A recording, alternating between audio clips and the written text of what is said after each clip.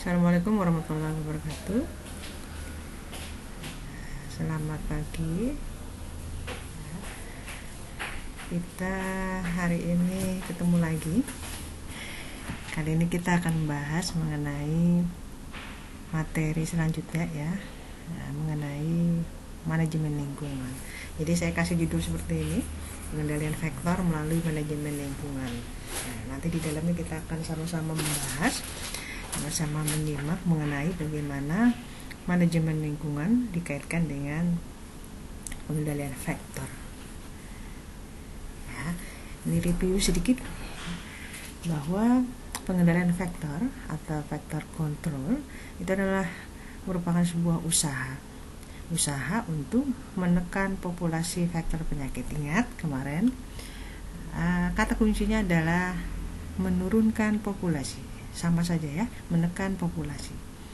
Nah, sampai mana penurunan populasi tersebut? Sampai berada di bawah batas kemampuan, sehingga penyakit yang ditularkan melalui vektor dapat menurun, baik angka kesakitan maupun angka kematian, sehingga diharapkan nantinya penyakit tersebut tidak menjadi masalah kesehatan di masyarakat. Ya. Baik. Nah, untuk melakukan pengendalian diperlukan pengetahuan. Ini mutlak. Kenapa? Karena tanpa kita mengetahui bagaimana behavior atau perilaku ataupun bagaimana siklus hidup seekor vektor, ya, tentunya itu akan membawa kegagalan. Nah, jadi pengenalan secara cermat terhadap behavior ataupun bionomik dari vektor itu sendiri sangat penting. Yang pertama yang harus kita ketahui adalah breeding habit, kebiasaan dia untuk berkembang biak di mana. Nah, kalau dia berkembang biak di tempat yang kotor, maka pada saat kita melakukan pengendalian tentunya diarahkan ke tempat berbiak yang ada air kotornya. Begitu pula dengan resting habit atau tempat istirahat, ya, apakah dia senang beristirahat di kandang-kandang ternak, apakah dia senang beristirahat di baju-baju yang digantung. Nah, ini harus kita cermati. Selanjutnya adalah feeding habit. Nah, vektor ini suka mencari makannya di mana? Kalau dia suka menghisap darah hewan, tentunya kita cari di kandang, ya. Ada pula yang hanya menghisap darah manusia. Jadi berhubungan dengan feeding habit dikaitkan dengan vektor. Kalau kita tidak tahu, salah sasaran nanti untuk pengendalian. Ya. Berikutnya adalah siklus kehidupan vektor. Nah, saya ambil contoh aja mengenai nyamuk, ya. Tentunya ada siklus di udara dan ada siklus di air. Kapan kita melakukan pengendalian untuk siklus di kehidupan mereka di udara? Tentunya pada saat dia pada stadium dewasa, ya. Nah, kapan kita melakukan pengendalian di air? Nah, tentunya pada stadium larva atau telur, ya, seperti itu. Untuk selanjutnya adalah ekologi vektor. Ya, itu kaitannya dengan bagaimana dia hidup, di mana dia dominan, di mana, kaitannya seperti itu, dan bagaimana cara transmisi penyakit. Nah, kemarin sudah kita sama-sama bahas bagaimana transmisi penyakit dari vektor ke host. Ada yang 2 faktor, ada yang 3 faktor. Nah, nanti dibaca lagi. Baik, untuk metode pengendalian vektor masih review, ya. Kemarin kita sudah membahas mengenai bagaimana pengendalian vektor secara mekanik atau fisik, kemudian juga bagaimana pengendalian secara biologis, pengendalian kimia, dan pengendalian terintegrasi. Nah, untuk pengendalian terintegrasi ini adalah rangkaian dari manajemen lingkungan. Bagaimana pengendalian terintegrasi itu tentunya diawali dengan sebuah perencanaan manajemen lingkungan plus ya ditambah dengan pengendalian secara fisik maupun biologis, sehingga disebut dengan pengendalian terpadu atau terintegrasi.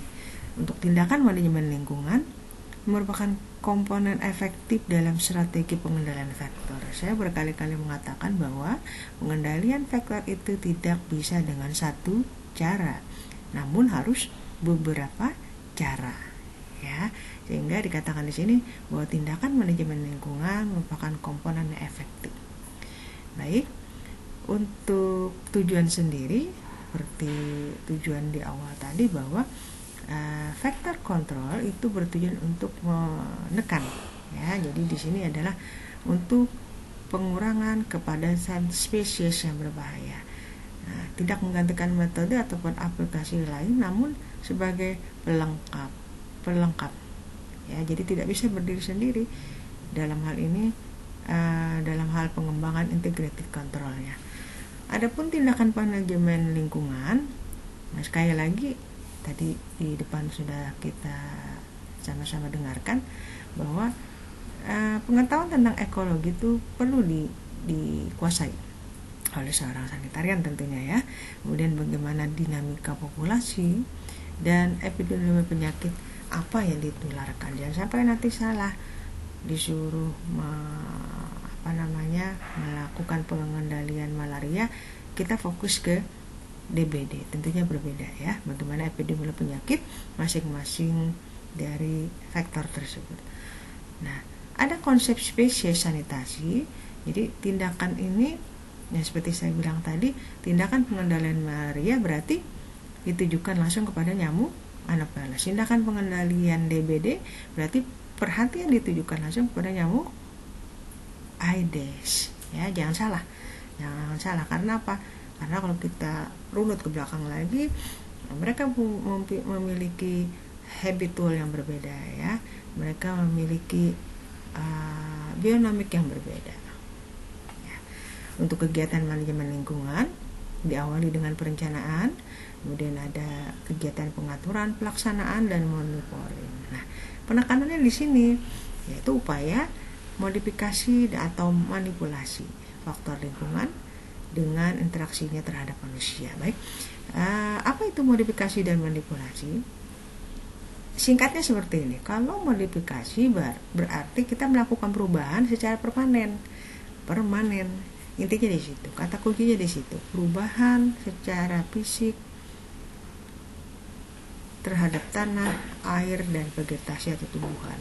Nah, tujuan modifikasi lingkungan ini adalah untuk mencegah, mengurangi, ataupun menghilangkan habitat faktor tanpa menyebabkan efek atau dampak yang merugikan pada kualitas lingkungan. Contohnya seperti pembuatan drainase, ya. Jadi kalau kita bikin drainase pasti buat lama, ya. Jadi nggak mungkin drainasenya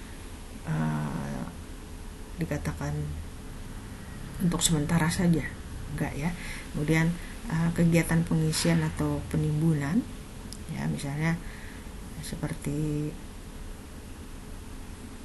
tambang-tambang, ya. Nah, itu kan sudah, kalau nambang berarti menghasilkan sebuah lubang. Nah, itu nanti kalau nggak diisi, kemudian ada hujan terisi air, kemungkinan yang bisa hidup adalah Anopheles, misalnya seperti itu.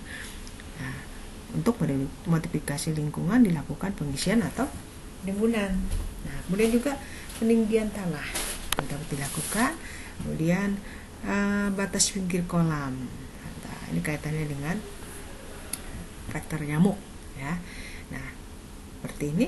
Nah, ini tentunya seperti gambar ini, ya. Ini tentunya sesuatu yang permanen. Makanya dikategorikan sebagai kegiatan modifikasi lingkungan. Ini nyamuk apa, ya? Anopheles, betul. Ini nyamuk Anopheles, ya. Baik. Nah, untuk manipulasi lingkungan, kalau modifikasi tadi arahnya adalah permanen, manipulasi lingkungan itu sifatnya temporal atau tidak permanen atau hanya bersifat sementara saja. Karena sifatnya sementara, maka bisa balik lagi ke kondisi awal. Ya, jadi bentuk manajemen lingkungan ini berupa suatu upaya untuk menciptakan kondisi yang sementara sehingga vektor tidak dapat menggunakan breeding place, ya, breeding place itu dapat digunakan lagi.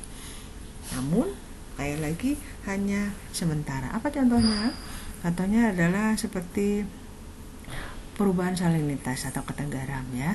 Kemudian ada upaya untuk penggelontoran arus air, pengaturan ketinggian, ya, kemudian pengeringan atau penggenangan kubangan. Nanti kalau sudah kering terisi lagi, dikeringkan lagi, terisi lagi. Kemudian penghilangan vegetasi atau nyamuk apa yang berkaitan dengan rawa, Mansonia. Iya, betul.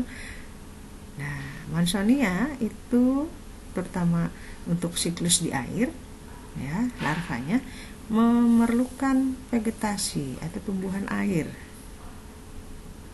Nah, kalau vegetasi atau tumbuhan air tadi kita hilangkan, contoh apa tumbuhan air contohnya?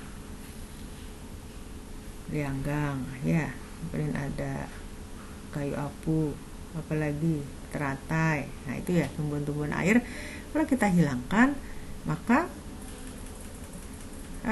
larva, terutama larva Mansonia yang hidup di sana tidak mampu berkembang biak. Namun jangan lupa vegetasi ini sangat mudah tumbuhnya, sehingga penghilangan vegetasi ini bersifat temporal, ya. Kemudian seperti melindungi dan memaparkan terhadap sinar matahari. Dikaitannya dengan misalnya penebangan pohon, ya, misalnya pohonnya terlalu rindang pada sebuah kolam misalnya, kemudian dilakukan penebangan pohon sehingga sinar matahari dapat masuk atau mengenai dasar kolam. Nah, seperti itu dikategorikan sebagai manipulasi lingkungan. Nah, ini contohnya seperti ini juga, ya, lalat. Nah, ini kan sampah nih. Kalau sampah ini ya dibiarkan seperti ini saja menumpuk, kemudian diangkut, tentunya suatu ketika akan menumpuk lagi. Nah, ini masuk ke manipulasi lingkungan. Ada lagi selain kita memodifikasi dan memanipulasi vektor itu sendiri, yang berikutnya adalah modifikasi dan manipulasi habitat manusia atau perilaku. Nah, jadi untuk mengurangi kontak, tujuannya ya untuk mengurangi kontak antara manusia dengan vektor. Contoh, bertempat tinggallah yang jauh dari sumber vektor. Misal dekat dengan tempat penampungan sampah, misalnya, ya, TPA. Itu ada syarat-syarat tertentu yang dipersyaratkan perumahan atau tempat tinggal harus berada jauh atau berada pada radius berapa dari TPA, seperti itu. Kemudian upaya-upaya untuk melindungi rumah dari nyamuk, bisa menggunakan repellent misalnya, kemudian bisa menggunakan baju lengan panjang, ya, sebagai pelindung diri. Bisa juga hygiene artinya dia menjaga kebersihan diri, mandi 2 kali sehari, ya. Nah, kalau tidak mandi tentunya keringat yang dihasilkan oleh manusia itu sangat menarik bagi nyamuk, ya. Jadi jangan heran kalau orang tidak mandi, maka nyamuk suka mengkerubungi orang yang tidak mandi. Itu kaitan dengan hygiene. Selanjutnya itu instalasi penyediaan air bersih. Bagaimana penyediaan air bersih sehingga dalam air bersih ini tidak menjadi breeding place bagi nyamuk apa? Aedes. Baik. Nah, selanjutnya adalah pembuangan air limbah dan ekstrakta yang tepat, ya, sehingga tidak menimbulkan buangan-buangan air limbah yang menyebabkan breeding place bagi nyamuk ya, atau vektor. Selanjutnya penempatan kandang yang strategis. Nah, baik penempatan kandang maupun tadi ya, yang pertama tempat tinggal yang jauh dari sumber vektor itu memerlukan radius yang ada ketentuannya seperti itu. Nah, ada beberapa keuntungan dan kerugian terhadap tindakan pengendalian terpadu tadi ya, melalui manajemen lingkungan. Keuntungan yang pertama adalah efektif. Nah, efektif. Jadi biayanya relatif rendah ya. Kemudian efeknya bisa untuk efek jangka panjang. Kemudian juga bisa bermanfaat secara mutualisme antara pertanian dan kesehatan. Tadi pada slide sebelumnya terlihat bahwa modifikasi lingkungan pada pegunungan ya. Nah, biasanya kalau pegunungan itu hutan itu biasanya anopheles vektor ya. Nah, dengan modifikasi lingkungan yang seperti kita lihat tadi tentunya akan memberikan keuntungan pada bidang pertanian juga.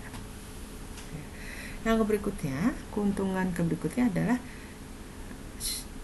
tanpa memberikan efek merugikan atau efek negatif, dan tidak perlu proteksi ya, jadi tidak perlu ada APD-APD-an ya pada petugas ya, karena kaitannya dengan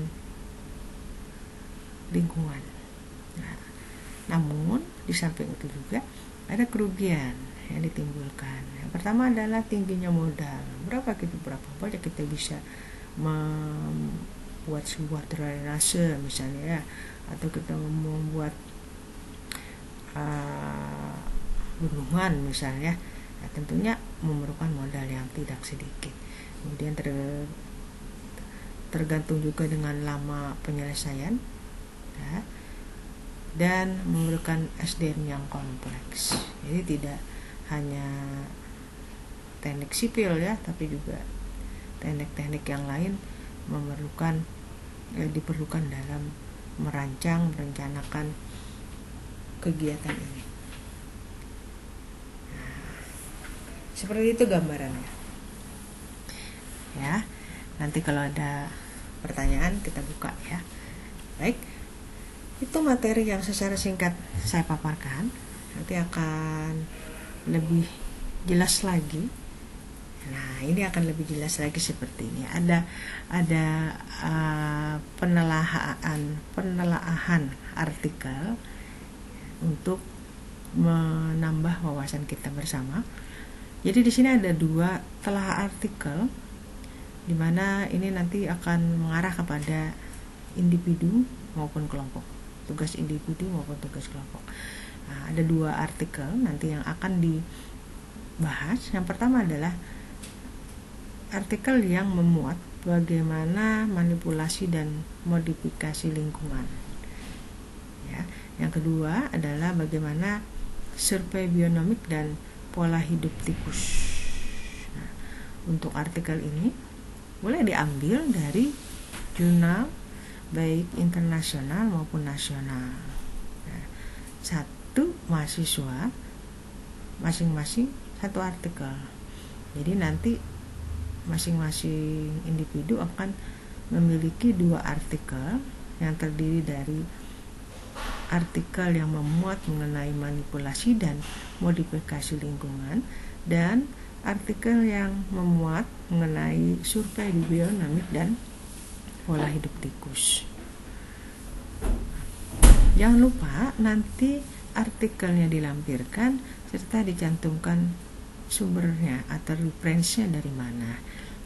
Dibuat dalam bentuk makalah. Jadi nanti telah ini akan berisi mengenai deskripsi umum artikel ya, kemudian ringkasan ya maksudnya itu. Selanjutnya bagaimana sistematika penulisannya, seperti latar belakang, kemudian tujuan penulisan dari artikel tersebut, bagaimana metodologi bagaimana hasil dan pembahasan serta kesimpulan dan saran yang dibuat oleh penulis. Nah, seperti itu. Nanti tugas ini menjadi tugas kelompok, dalam arti setelah masing-masing individu mengumpulkan satu kelompok besar, ada berapa kemarin? Ada 10 atau 11 ya. Nah, jadi ada 10 ataupun 11 artikel mengenai manipulasi dan 10 sampai 11 artikel yang memuat mengenai survei bionomik. Ya, jadi nantinya ada 20 atau 22 artikel dalam satu kelompok. Ya. Nanti atas nama kelompok semuanya ya. Kelompok 1 ada misalnya 20 artikel, kelompok 2 ada 22 artikel. Nah, tapi masing-masing harus mengerjakan. Ya. Oke, mekanismenya sama seperti kayak kemarin. Nanti si pen yang mengkoordinir semua tugas. Nanti di akhir perkuliahan silakan nanti diserahkan kepada saya. Ya, jadi satu pintu. Sekali lagi semuanya ke si pen. Jangan langsung ke saya ya. Semuanya ke si pen. Baik. Nanti kita buka pertanyaan. Silakan nanti untuk bertanya. Saya cukupkan dulu untuk materi. Tetap sehat, jaga protokol kesehatan. Ya. Nah, kita sama-sama berdoa mudah-mudahan selalu diberi kesehatan, selalu dalam lindungan Tuhan Yang Maha Esa. Baik, saya cukupkan. Wabillahi taufiq wal hidayah. Assalamualaikum warahmatullahi wabarakatuh.